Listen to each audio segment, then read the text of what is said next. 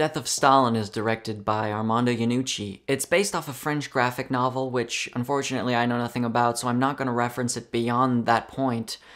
It also stars just a wonderful cast of character actors such as Jason Isaacs, Steve Buscemi, Michael Palin, and also Jeffrey Tambor, who makes a very weird remark during the middle of the film about how he takes pleasure in abusing his staff, and the fact that they can't do anything about it really gives him a great amount of joy. All the while, he's taking a piss, so he essentially has his dick out. And yeah, that is a weird bit of reality meeting fiction. There's already a lot out there as to how the film mirrors reality in the Trump administration.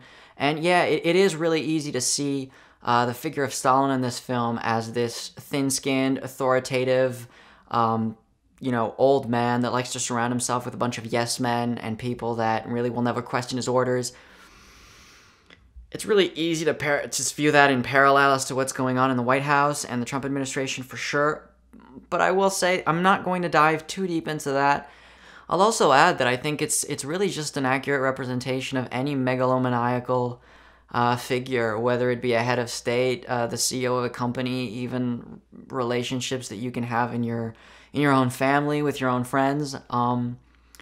So I can totally understand the allegorical reading of The Death of Stalin as this allegorical commentary on what's going on in the Trump administration, or even I've read what's going on in Putin's Russia. But I think it works on a metaphorical level for just about anything you want to lump on it, which really makes it a tremendous work of art.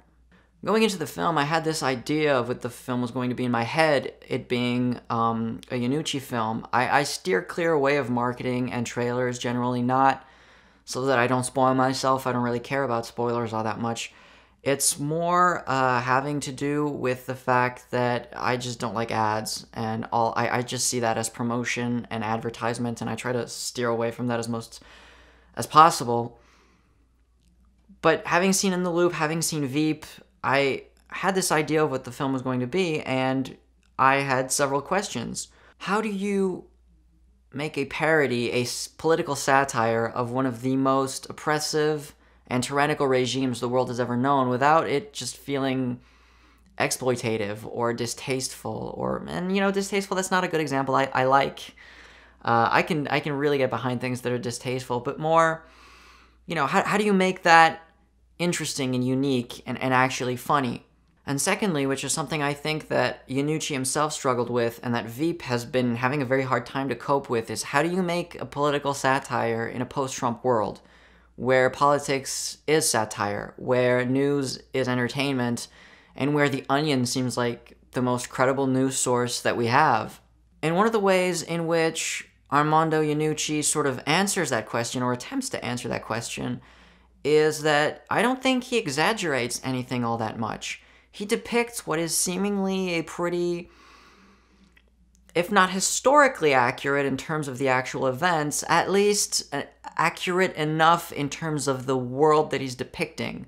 I went online and did some research, and some historians were saying that the sentiment of fear and paranoia that was transpiring throughout the country at that time is really expertly rendered in The Death of Stalin. The minute the film opens in the radio opera house scene, you're immediately hit with this sense of dread that just pervades throughout the entirety of the film and is really just completely anchored within every single character that we see on screen.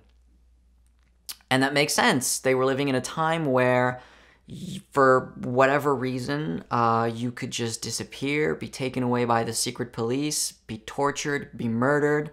Even the people that work with Stalin that are extremely high up in the party are absolutely terrified of what this man can do. One of the earlier scenes, all of these people, they're having dinner, and Jeffrey Tambor, who plays a character called Malikoff, just makes this remark about, oh, whatever happened to this guy? I haven't seen him in a while. And all of a sudden there's this dead silence around the table and everybody's sort of looking at each other really awkwardly. And you just know that, he's been taken care of. And they milk that joke maybe a little too much, because after the dinner scene, when they're all going home, Tambor makes this remark of, I just can't keep up with who's dead and who's not anymore. And Nikita Khrushchev, played by Steve Buscemi, he appears to be sort of the joker of the bunch. He's the one that Stalin really seems to appreciate, and he's really trying to make him laugh.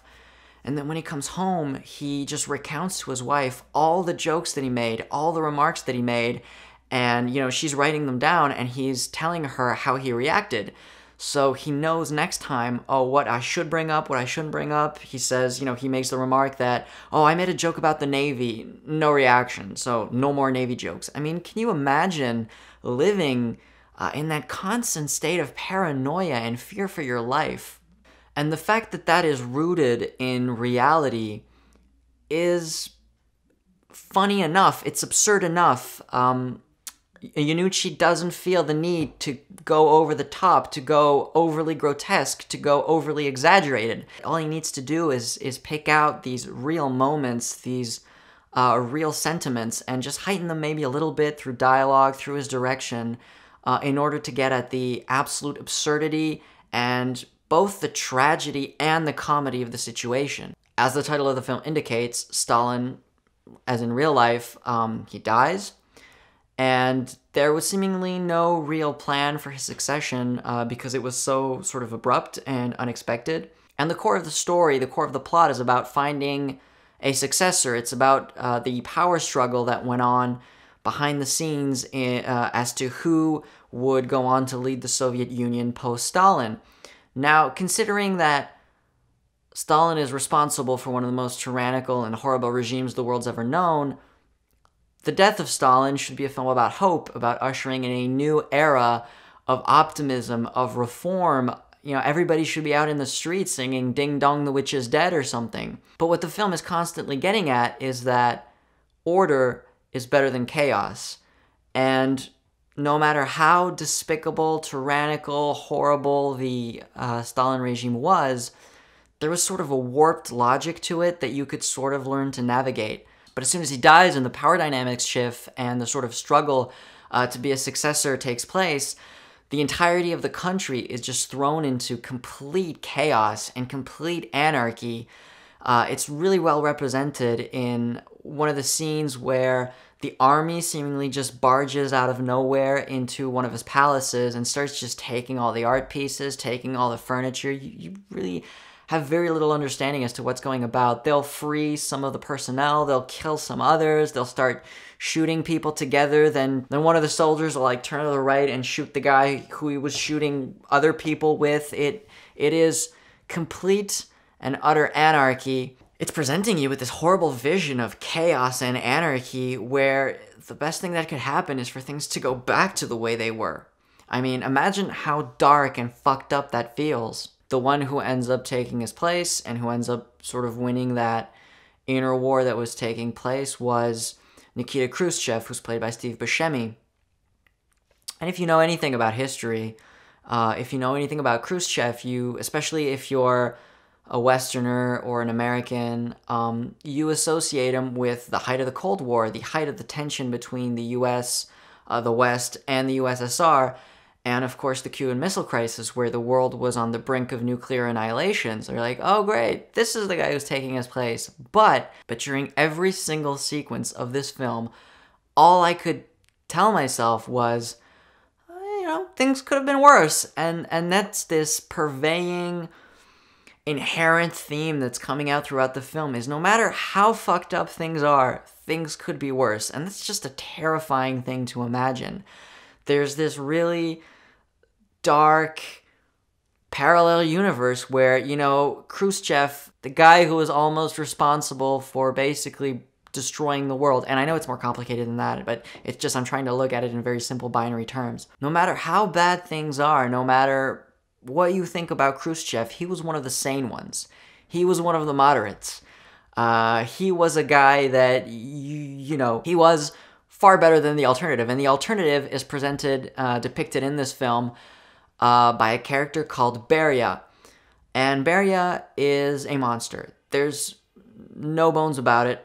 I mean, the movie makes no bones about it. He is an absolute despicable human being, guilty of the worst crimes that a human being can commit: child molestation, rape, war crimes, torture, just everything and anything.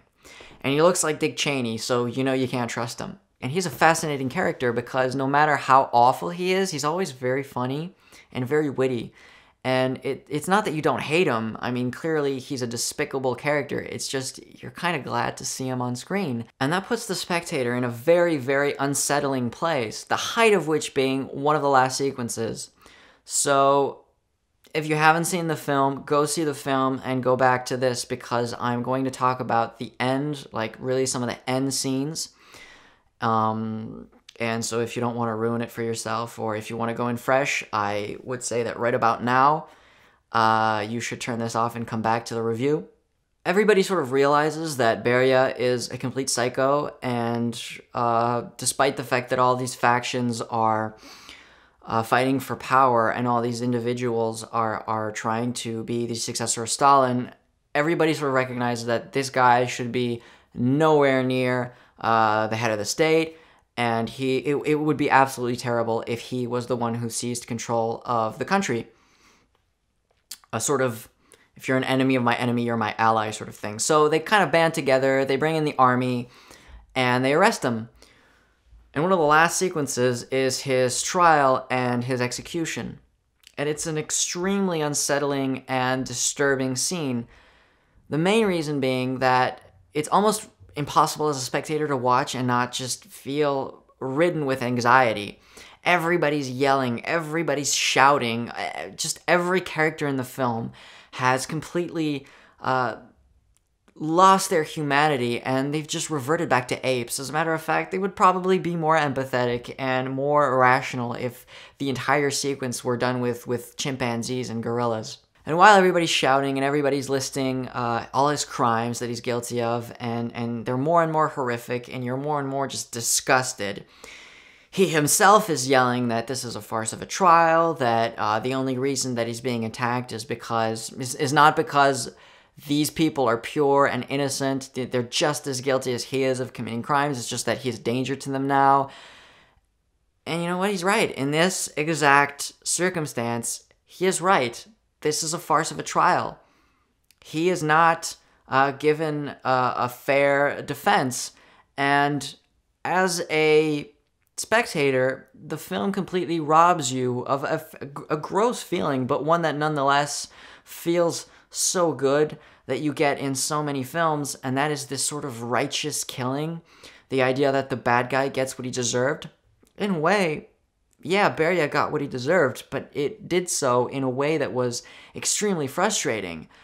Just the way he's killed is so grotesque and unceremonious and just matter of fact that I can't take any pleasure in the idea that this really bad human being, got his comeuppance. And this really shows so much thoughtfulness on the part of Iannucci as a director. He is refusing to satisfy my most basic, very human, but kind of gross instincts.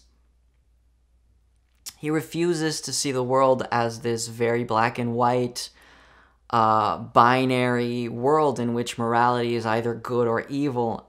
The film just exists in this disgusting middle that is very depressing. It's a very depressing film to come out of. There's this overarching feeling of existential dread that came over me. The film as a whole really is this incredible exercise in frustration.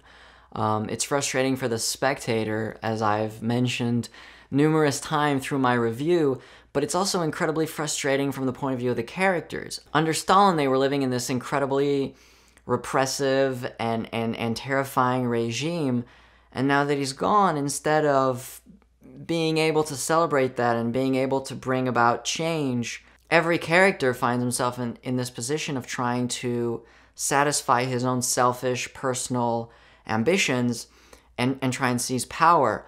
And obviously they can't show that because they live in a society where everything has to be about the party, everything is about the people, everything is about the country.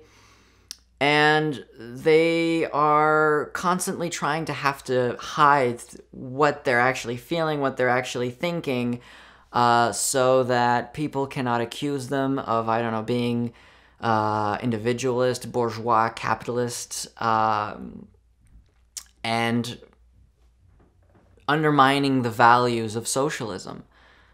So what you get are these incredibly frustrating scenes, that once again, of people talking a lot but not saying anything. And they're just beautifully put together, and an incredible insight as to probably what didn't go down, but what could have gone down. And I think that's where the movie falls, is that it isn't an accurate, this historically accurate, at least in terms of events from what I understand of what went down at that time. But it feels like something that could have happened, and that's something the film captures exceptionally well. Now, you notice that from the beginning of this review, I haven't really talked about the comedic aspects of the film all that much. I've sort of been focusing a lot more on the things that would be considered pretty tragic and downers. The film is funny. The film is very funny, actually. It's very smartly written. I do feel some of the humor really falls flat. Where it doesn't work for me is when it feels like it's very broad. It's too broad. It's coming out. It could be out of any comedy, really. It's just these generic jokes that could work under any other circumstances. For example, there's a "my wife is fat" joke. Like, that to me really did not work at all. Completely fell flat. Total silence. Where it does work brilliantly, though, is when the humor is just totally organic to the world, to the characters that we're seeing, where it feels like it's just a natural extension of what's being said and what's being shown. And the humor in the film really has me at a loss for words. It's very hard to describe. It functions on this really weird level where the movie is never overtly showing you anything violent or offensive or something that would be deemed, unacceptable, and yet it really does put you in a position where you're laughing about things you feel you shouldn't be laughing about. And I really have no idea how Iannucci managed to do that. It almost feels like you're not laughing at what's being said or what's being shown, but you're laughing at what is going on underneath all of that. You're laughing because of the implication. You've said that word implication a couple of times. What implication? And to try and attempt to describe it better than that, I am really not articulate enough or knowledgeable enough about comedy or smart enough to be able to understand how Iannucci really crafted the comedy within the tragic, horrific world of the death of Stalin. Iannucci has managed to craft a world of anxiety, of absurdity, of fear, of paranoia, of insanity, and all those horrible, horrible emotions he's able to not only create within the diegetic space, but also just transpose them into the spectator and just make you feel like shit. Iannucci managed to craft a world full of tension, anxiety, fear, paranoia, and he's able to take all those horrible emotions, make them exist in the diegetic space, but he's also able to take them out and really transmit them to the spectator and end up making you feel really shitty.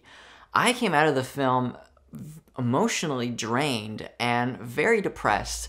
Only since I've been taking a sort of retroactive view of the film for a more analytical purpose have I been able to appreciate really what an incredible job Iannucci did. He made me feel like I survived and escaped the Soviet Union, and I feel like that should be on a t-shirt somewhere. And Armando Iannucci has basically crafted a horror comedy where the humor comes from the existential dread, where the laughter is a result of just the horror and the terror and the panic and the anxiety that the characters are feeling, and that is just so prevalent within the world that he's describing. It's a tremendous exercise in never really giving you what you want and frustrating the spectator. And if you need one scene to sort of epitomize what the entirety of the film is about, the last sequence, the last scene is absolutely beautiful. We're in the opera house / radio station, so we're back at the exact same place where we started, we get this upward crane movement going from the characters that we first saw in the opening scene, who are the technicians of the radio station. We pass a portrait of Khrushchev, indicating that he is the new head honcho, he's the new boss in town, he's the new Stalin. And we go into the spectators that are witnessing the opera that's taking place, and you have Khrushchev in the center. And finally, the crane moves up, and we get to the spectators on the balcony. Front and center, in the center frame, is Khrushchev. A couple rows behind Khrushchev, looking at him very menacingly, is a pair of eyebrows. And underneath that pair of eyebrows is Leonid Brezhnev, who would eventually become Khrushchev's successor. And instantly we know that everything's about to repeat itself. Everything we just saw is going to happen again. That history is made up of this incessant, vicious struggle between order and chaos, and that no matter who wins, we lose. So thank you very much for watching this video. As always, if you're not subscribed, please consider subscribing and liking the videos. It always helps. And until next time, thanks very much.